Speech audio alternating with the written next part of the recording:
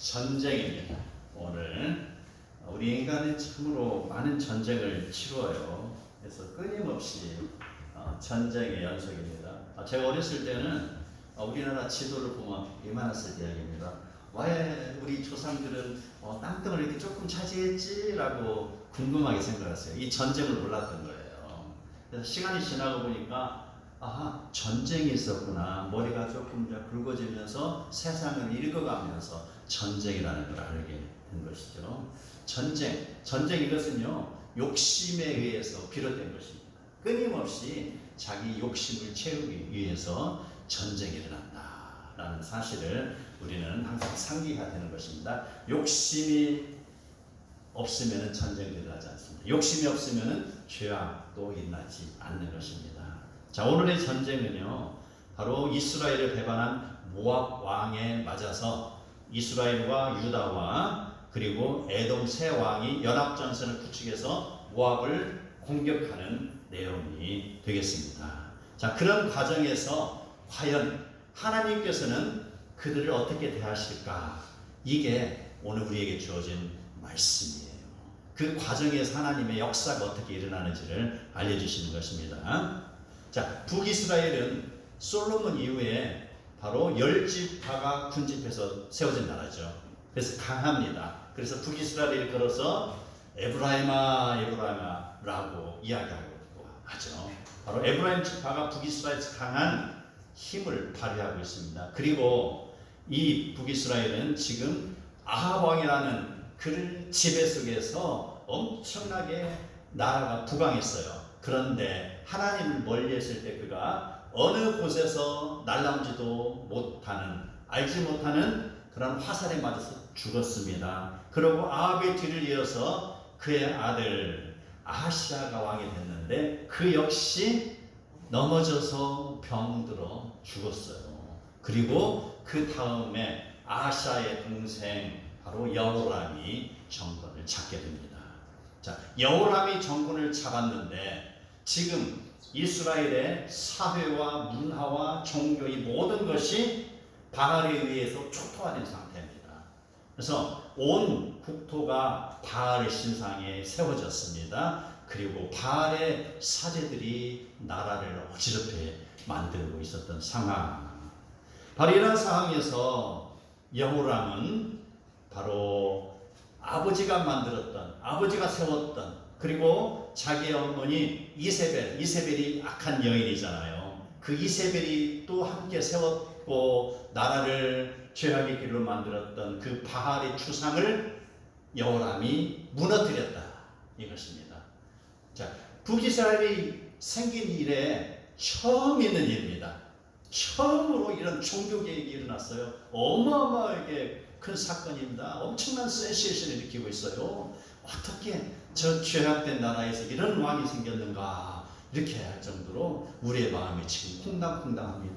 그런데 많은 기대를 하고 있었어요. 이제 비로소 저 나라가 하나님의 그런 말씀을 존중하는 나라가 되어가고 있구나 라고 생각했는데 거기까지였어요. 지금 해야 될 일이 수없이 많이 남아있는데 바알의 주상을 무너뜨린 것까지만 했다는 것이죠. 눈에 보이는 것까지만 했어요. 그리고 그 사람은, 여호람은요, 바로 자기가 개혁해야 될 일들을 망각하고 있었습니다. 성경에서 이야기할 때 올바른 신앙을 가진 사람, 왕, 이 사람은 일컬을 때 다윗의 길을 따랐다라고 표현하고 있습니다. 그런데 바로 반대로 하나님의 뜻을 저버린 사람을 표현할 때는요, 여호람의 길을 따르는 사람, 이렇게 표현하고 있어요. 지금 여로보암이죠. 바로 여호람은 여로보암의 길을 따르고 있었습니다. 무슨 내용이 있을까요? 바로 베델과 단에 세운 금송아지, 이것을 무너뜨리지 않고 그대로 존중하고 있었습니다. 자, 금송아지를 세웠다는 것은요, 바로 예루살렘으로 백성들이 가지 못하도록 제단을 그곳에 세웠다는 것입니다. 그리고 레위 지파가 아닌 일반 백성에게 돈을 받고 제사장 직분을 준 사실, 이것도 잘못된 것을 알았을 터인데 이것도 지금 묵인하고 있습니다. 그리고 제사의 절기를 바꿔버렸습니다. 6월절이 있고 맥주절이 있고 칠칠절이 있고 분명하게 하나님께서는 거대하게 3대 절기를 이스라엘 백성을 하여금 지키게 하였는데 북이스라엘 왕은 여로보암을 이야기하는 것입니다. 백성들이 유다로 가는 것을 방지하기 위해서 날짜를 틀어버린 것이죠. 날짜를 틀어가지고 절기를 지 마음대로 정했어요. 그래서 백성을 하여금 지키게 만드는 거. 북한으로 이야기하면 뭐 김일성 생일이네 뭐 이런 것들입니다. 김일성이 생일이면 생일이었지. 예. 그렇게 해서 백성을 하여금 지키게 만드는 것이죠. 그렇게 해서 어긋나게 만들었던 것. 자, 이것이 지금 여호람이 여로보암의 길을 따라간 것으로 우리는 인정을 해야 되는 것입니다. 여호람은 지금 무엇을 걱정했을까요? 자기의 백성이 자기가 올바로 정치를 하고 여로보암이 세웠던 그 일들을 다 무너뜨리면은 남쪽 유다로 갈 것을 염려해서 그런 것일지도 모르겠어요. 그는 지금 하나님을 어렴풋이는 알고 바알의 주상을 깨뜨렸지만 하나님에 대해서 온전히 알지 못했죠. 그래서 반쪽짜리 아니면 4분의 1쪽짜리 신앙을 가지고 있는 것으로 우리는 생각을 할 수가 있습니다. 하나님을 의지했으면 100% 하나님을 의지해야 됩니다. 신앙은 결단이고 모험입니다. 나의 어떠한 의지가 없으면 신앙은 이룰 수가 없습니다.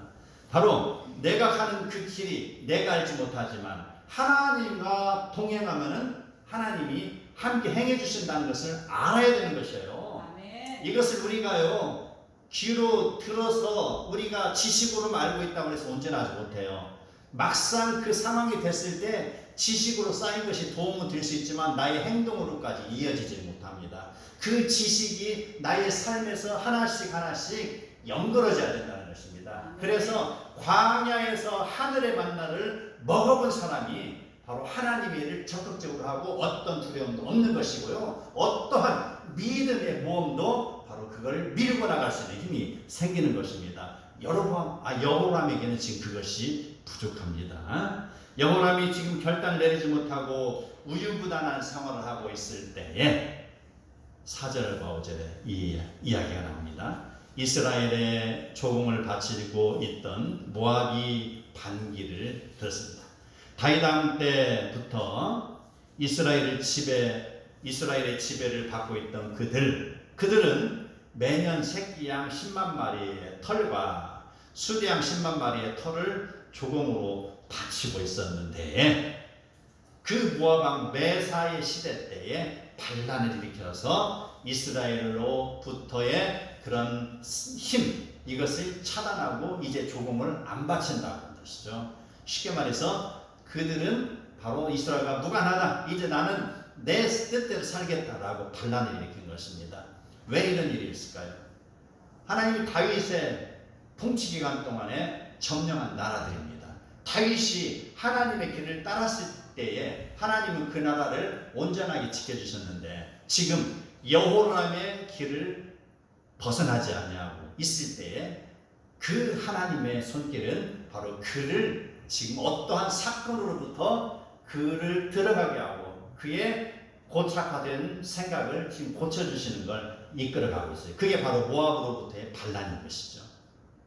모압 왕 메사는 어떤 사람입니까? 양을 치는 자라고 했습니다. 그에 대한 내용을 보면 비석에 적혀 있는 것이 이렇게 있습니다. 모압은 그무스 신의 진노로 인해 이스라엘의 오모리 왕조로부터 큰 고난을 당했으나 메사 왕 시대에 와서 다시 그무스 신으로부터 큰 영광을 얻었다라고 비석에 기록이 되어 있습니다. 이때가 모압의 국력이 가장 절정에 이르던 시기인 것입니다. 바로 이스라엘의 다윗 왕이 추앙받는 것처럼 모압에서는 메사가 지금 추앙받는 인물이 된 것입니다. 자, 이러한 메사의 반란의 상황에 처한 여호람은 어떻게 해야 돼요? 이런 상황에 접했을 때 어떻게 해야 됩니까? 그가 신앙이 있으면은요 여호와 앞에 무릎을 꿇고 여쭈어야 되죠. 기도를 해야 되는 것입니다. 하나님, 어찌하여 이런 일이 벌어졌습니까? 하나님, 그리고 자기 자신의 흐트러진 신앙을 다시 올바로 세워야 되는 것입니다. 그런데 여호람은 어떤 반응을 벌였는가? 바로 인간적으로 분냄을 했습니다. 화를 팍 냈다는 것이죠. 그리고 그 마음속에 내가 저 암몬을 공격할 것이다. 지금 그 마음을 가지고 있는 것이죠. 그래서 6절에 보면은 그 마음이 이제 사마리아 궁궐에서 나와 이스라엘 전역을 둘러보게 합니다.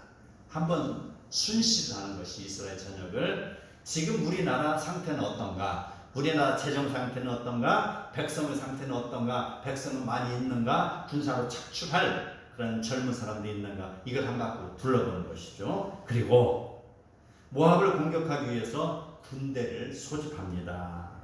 여기에서 바로 원래 군인이 아니었던 사람들까지도 소집을 하는 것이죠. 그래서 평상시에 농업에 종사하고 목축업에 종사했던 사람들도 전시에는 그들이 다 착출이 되는 것이죠. 군대가 되는 것입니다. 그래서 큰 군대를 이뤘습니다. 자, 여러분, 지금 여호람은 하나님께 여쭙고 있습니까? 여쭙지 않고 있습니까? 여쭙지 않고 있습니다. 자기의 생각대로 일을 진행하고 있습니다. 그가 바로 이런 자기 생각대로 일을 했을 때 그러한 사람의 특징을 보면은요, 일이 잘 풀리면은요, 바로 자기 자랑으로 돌아가요. 그런데 일이 잘 풀리지 않을 때는 그 화살이 하나님에게로 돌아가. 어찌하여 이렇게 저를 도와주시지 아니하시나이까 라는 것. 그런데 우리는 반대로 보면은요, 하나님께 여쭙고 일을 진행하는 그러한 성도는 어떻게 되는 줄 알아요? 일이 잘 풀리면은 그 덕을 하나님께 돌립니다.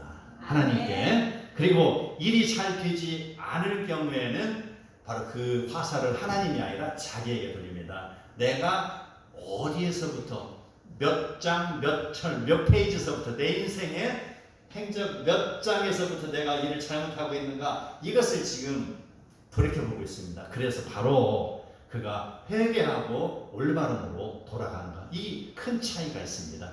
내 중심에 하나님이 계시느냐 안 계시느냐에 따라서 바로 동이 서에서 먼 것처럼 상황은 달라집니다. 여러분도 하나님께 여쭙지 아니하고 자기 생각대로를 진행하고 있는지 한번 생각을 해봐야 될 것입니다. 여호람은 지금도 하나님께 여쭙지 않고 있습니다. 7절을 넘어갑니다. 유다왕 여호사밧에게 여호람이 사신을 보냅니다. 그리고 여호사밧 왕이여, 나와 함께 힘을 합쳐서 모압 왕을 치시겠습니까? 라는 제안을 하죠. 그랬을 때 북이스라엘의 제안을 받은 남유다 왕 여호사밧, 그가 여호람의 제안을 거부하지 아니하고 이렇게 이야기합니다. 나는 당신과 같고 내 백성은 당신의 백성과 같고 내 말들도 당신의 말들과 같으니이다 라고 이야기하고 있습니다. 얼핏 보면 맞는 말이죠. 그렇죠? 육신의 모습으로 보면 맞죠. 그렇죠? 바로 야곱이 12지파잖아요. 그 중에 북쪽은 10지파, 밑에는 2지파잖아요. 같은 민족, 같은 동족이잖아요. 맞는 것 같아요. 그런데 뭐가 차이 나는 것은 발견하지 못했어요. 바로 영적인 온도가 차이 나고 있잖아요. 엄청난 차이가 있어요. 하나는 바로 열대지방이고 하나는 북극인 것이죠. 이 차이는 지금 간과하고 있습니다. 그리고 선뜻 대답합니다. 그래서 바로 내가 이 연합군의 전선에 합류할 것입니다 라고 통보를 합니다. 남유다는 지금 북이스라엘을 두려워하고 있습니까? 아니면 같은 민족이라는 의식에 바로 그 제안을 수락한 것입니까? 북이스라엘 왕 여호람이 남유다 왕에게 제안했을 때에 바로 남유다 왕 여호사밧은 하나님께 여쭈어야 돼요. 아버지, 지금 이러한 서신이 왔습니다. 어떻게 해야 될까요? 라고 무릎 꿇고 기도를 해야 되는데, 그러나 여호사밧은 지금 하나님께 여쭙지 아니하고 있습니다. 이런 상황에서 결국 북이스라엘과 남유다와 그 다음에 남유다의 속국인 에돔 세 나라가 연합전선을 구축합니다. 조약을 맺습니다. 우리 함께 힘을 합쳐서 모압을 공격하자라는 조약을 맺습니다.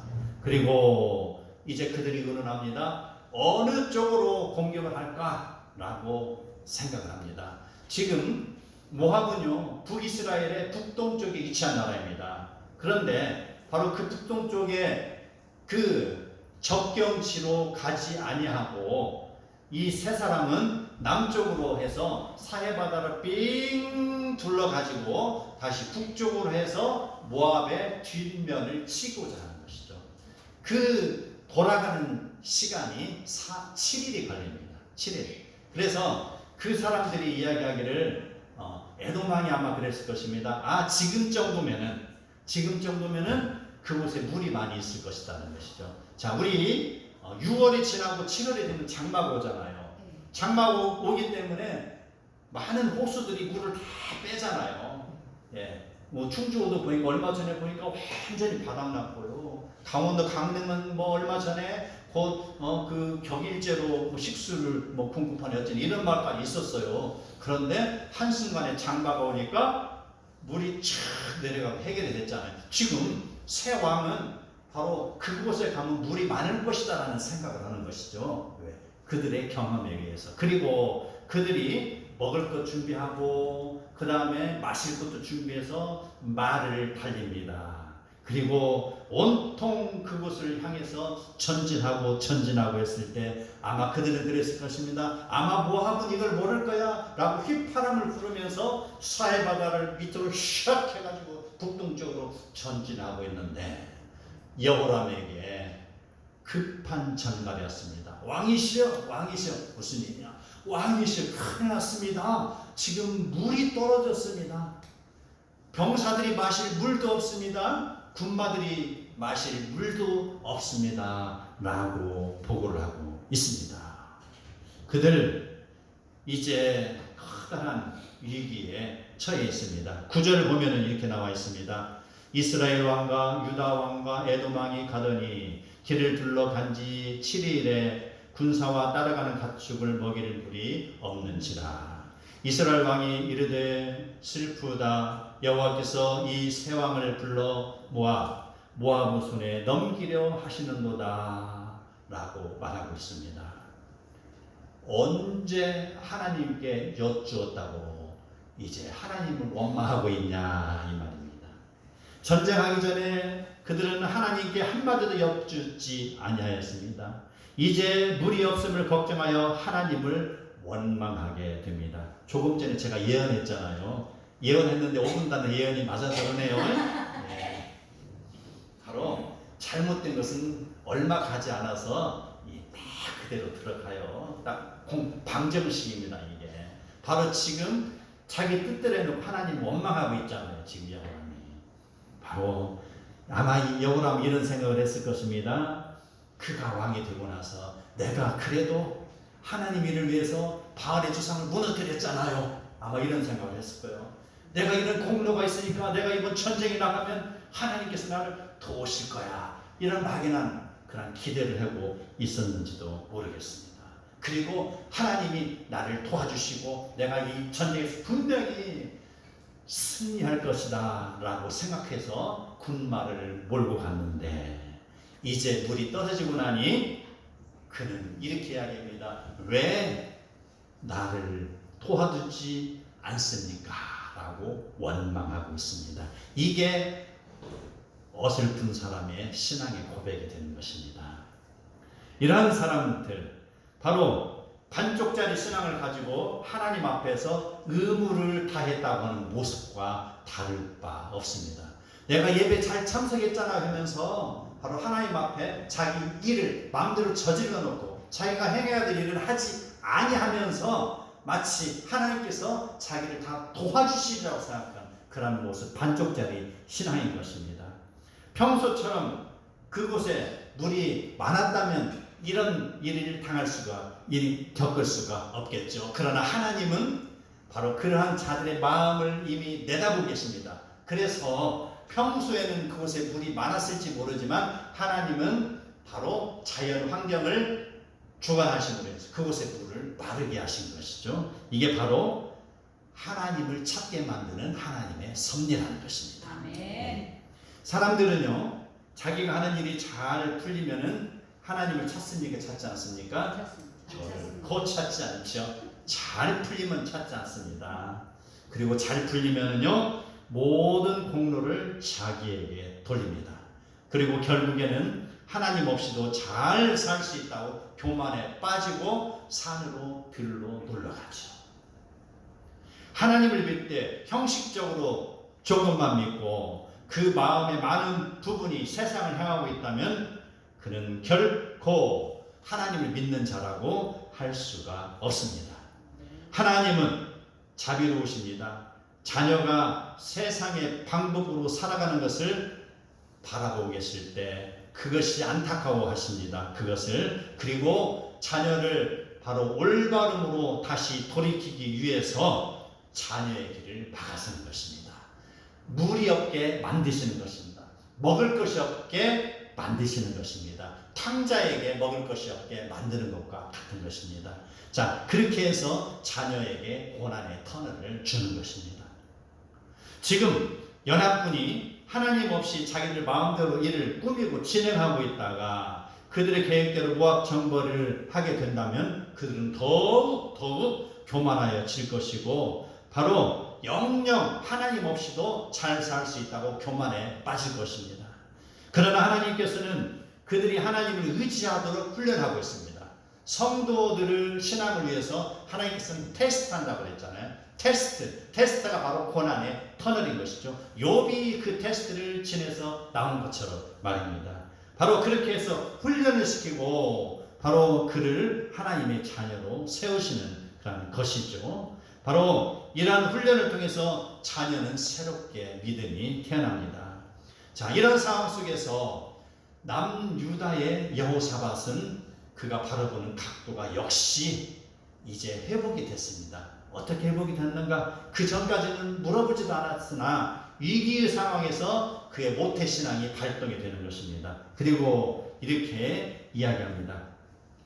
우리가 여호와께 물을 만한 여호와의 선지자가 여기 있느냐?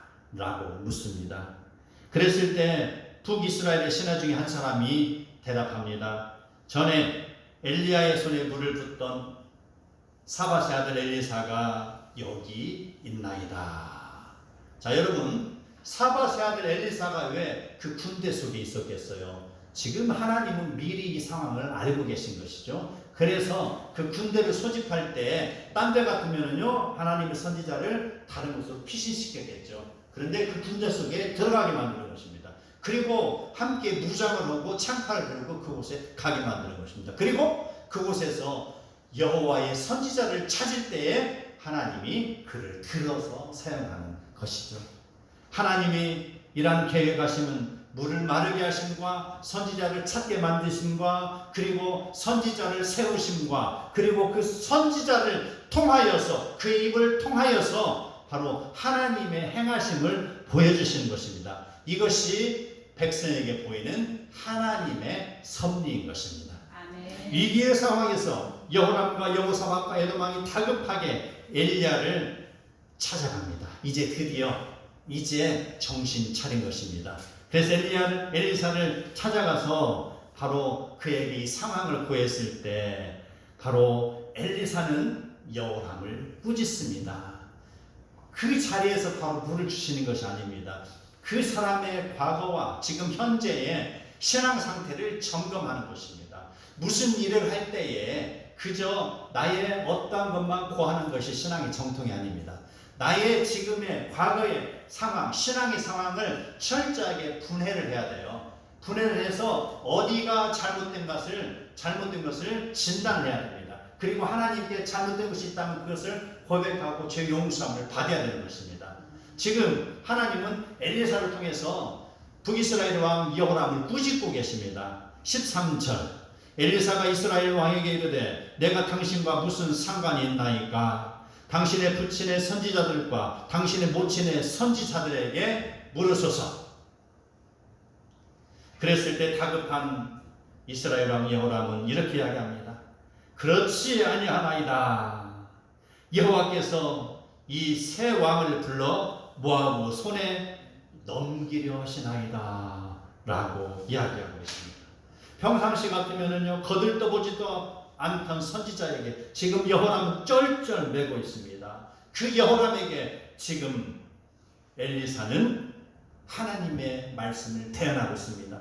너는 물이 없음을 걱정하고 있느냐? 하나님의 말씀 없음을 걱정하여라 라고 이야기하고 있습니다. 비록 그가 바울의 주상은 무너뜨렸으나 아직 무너뜨리지 못하는 수많은 죄악들이 남아있기에 지금 그것을 무너뜨리라는 것입니다. 너의 힘이 약하거든 여호와를 의지하라. 너의 잘못된 그것을 하나씩 쪼개어서 바로 버리고 해결을 하고 여호와 앞에 나와라 이 말입니다. 그리고 하나님을 의지하라. 그러면 하나님이 너를 도우시리라 이 말씀입니다. 죄악이 만연한 세상입니다. 죄를 죄로 인식하지 못하고 세상 속으로 빠져드는 백성이 많이 있습니다. 주일을 주일인 줄 알지 못하고 그저 이불 속에 뒹구는 사람도 있습니다. 아마 골프장으로 가는 사람도 있습니다. 주일에 바로 도박으로 가는 사람도 있습니다. 죄에 만연한 세상입니다. 이러한 상황 속에서 너희는 옷을 찢지 말고 마음을 찢고 너희 하나님 여호와께로 돌아오라고 선지자는 또한 이야기하고 있습니다. 너희가 돌아오기만 하면 그는 은혜로우시며 자비로우시며 노하기를 더디하시며 이내가 크시사 뜻을 돌이켜 재앙을 내리지 아니하시리라. 아멘. 여호람은 지금까지 하나님께 여쭙지 아니하고 그의 생각대로 일을 벌였으나 그럼에도 불구하고 하나님은 그의 잘못을 깨닫게 하십니다. 그뿐만이 아니라 여호사밧과 그의 동행한 모든 사람으로 하여금 자기들의 잘못을 깨닫게 하시는 것입니다. 그리고 그 이후에 여호와 하나님을 의지하게 만드는 것입니다. 하나님께서 사람을 쓰실 때에는요 그의 목이 곧을 때 사용하지 않습니다. 혈기가 왕성할 때 사용하지 않습니다. 나의 힘으로 할 수 있다고 생각할 때 하나님은 그를 돌아보지 않습니다. 내가 나의 일을 계획하고 내가 이렇게 하면 잠시 하나님은 옆에 계십시오 하고 눈 하나 찔끔 감고 내가 그 일을 계획하고 나갈 때 하나님은 멀찌감치 해서 그를 바라보고 계십니다. 그리고 그가 잘못된 길을 가다가 수렁에서 악어를 만나고 어떤 복사를 만나고 그가 죽겠다고 외치고 나올 때 그가 비로소 하나님 제가 잘못했습니다. 아버지 제가 잘못했습니다. 라고 아버지 집을 찾아갔던 탕자처럼 그가 회개하고 돌아올 때 하나님 비로소 그를 받으시는 것입니다. 바로 이게 바로 하나님이 백성을 사랑하는 방법입니다. 하나님께서는 우리 인간을 사랑하십니다. 하나님께서는 모세를 사용하실 때 그의 혈기가 왕성했을 때 사용하지 않고 그의 나이 80이 돼서 모세를 사용하였습니다. 하나님께서는 다윗을 왕으로 세우실 때에 바로 세우지 않았습니다. 그가 광야길을 고난의 그런 터널을 지난 후에 비로소 왕으로 세우신 것입니다. 우리의 인생도 마찬가지입니다. 내가 나의 힘으로 나의 계획대로 나의 머리를 굴려가면서 살 수 있다고 생각하고 있습니까? 절대 아닙니다. 그것이 무너지고 또 무너지고 나의 힘으로 할 수 없습니다라고 고백하고 하나님 앞에 납작 엎드릴 때 비로소 하나님이 나를 쓰시는 줄을 아시기 바랍니다. 세상에서 가장 위험한 사람 하나님 없이 자기 힘으로 성공한 사람입니다. 그 사람에게는 하나님의 존재가 필요치 않습니다. 오직 나만이, 오직 주님이 아니라 오직 나만입니다. 나의 계획과 나의 지식과 나의 용기로 이런 일을 이루었다라고 생각하면서 하나님과 동떨어진 사람입니다. 그의 삶의 결국은 바로 천국과 동떨어진 삶이 되겠죠. 바로 우리의 인생은 그와 같이 되면 안 됩니다. 우리가 하나님의 만드신 피조물이라는 의식을 가지고 살아야 됩니다. 피조물은 만드신 자의 명령을 따르는 것입니다. 피조물은 주인을 위한 삶을 사는 것입니다. 여러분 지금 어떠한 인생의 터널을 지나고 있습니까? 물이 없음을 걱정하지 마시고 말씀이 없음을 걱정하시기 바랍니다. 고난을 겪게 되면 나를 훈련시키는 과정으로 생각하시기 바랍니다. 하나님을 바라보며 하나님과의 관계 회복을 먼저 이루시기 바랍니다. 어떤 강한 군대라도 어떤 세상의 권세나 어떤 능력이라 할지라도 성도를 해치지 못할 것입니다. 여러분은 그러한 성도는 하나님이 보호하실 것입니다.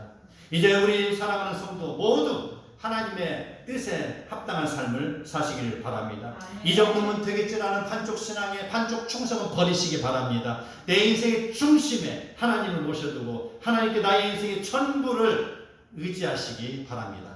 내 인생이 하나님의 영광을 위해 삶을 살아가고 있다면 무리 없는 위기에서 이라크를 구하시고 모압을 정벌하게 하신 하나님의 영광이 성도 여러분의 삶을 개입하시고 일을 이루실 것입니다. 우리의 몸과 마음과 정성을 다하여 하나님을 높여드릴 때, 하나님의 영광을 위하여 우리의 삶을 드릴 때에 존귀하신 하나님이 우리를 들어 높이 사용하실 것입니다. 천국에 이르기까지 우리를 지키시고 인도하실 것입니다. 이러한 복이 오늘 저와 성도 여러분에게 주어지는 복이 되기를 축복합니다. 아멘.